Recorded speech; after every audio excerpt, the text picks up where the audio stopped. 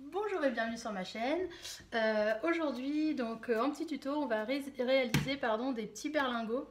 Alors le petit berlingot, c'est des pois qui sont remplis de riz, peuvent être remplis de sable, un peu de tout, ce qu'on veut. Donc on peut les faire de différentes tailles et ceux-ci servent pour mes patrons de couture. Donc en fait, ils permettent de maintenir les feuilles.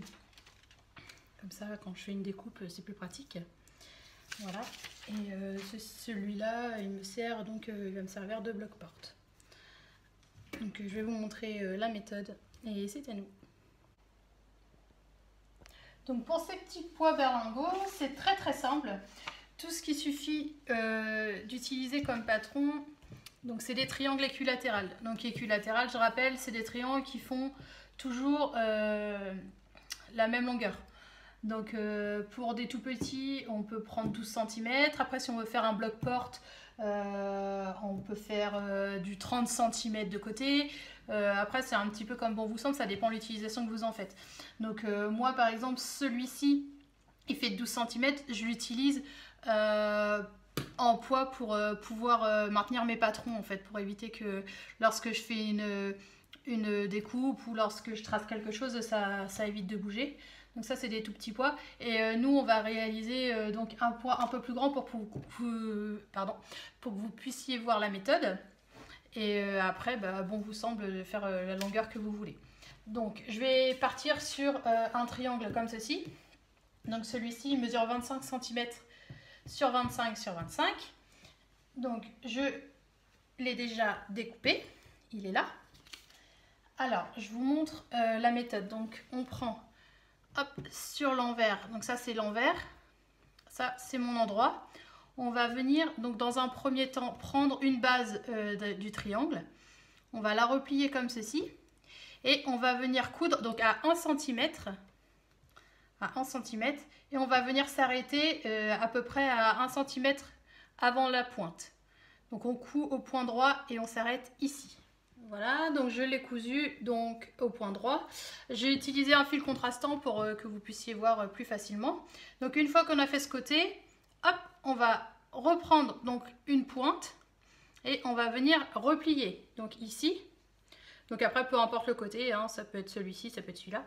Il reste de côté, hop, on va l'aplatir comme ça. Et la même chose que tout à l'heure, on va revenir coudre.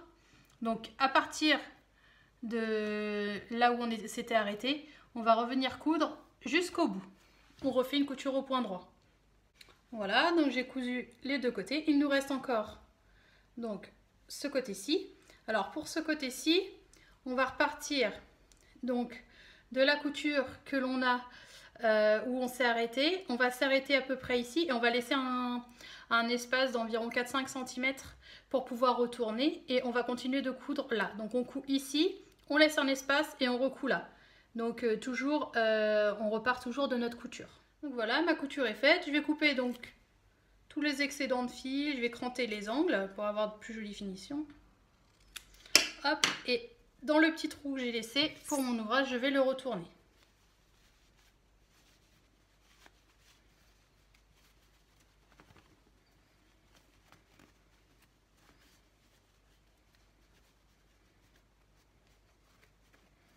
Voilà.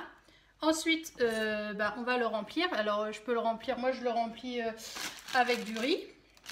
Vous pouvez très bien le remplir avec du sable, avec quelque chose de lourd. De façon à que ça fasse un poids. Donc, moi, je vais le remplir.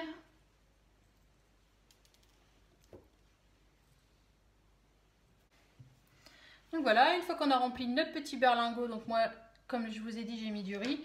On referme donc l'ouverture avec un point invisible. Et puis voilà, une fois que la couture est effectuée, on obtient notre petit berlingot. Voilà. Hop. J'espère que ce petit tuto vous a plu. Et puis n'hésitez pas à me laisser des petits commentaires, à mettre des petits pouces bleus, à vous abonner aussi. Voilà. Puis à très vite. Bisous.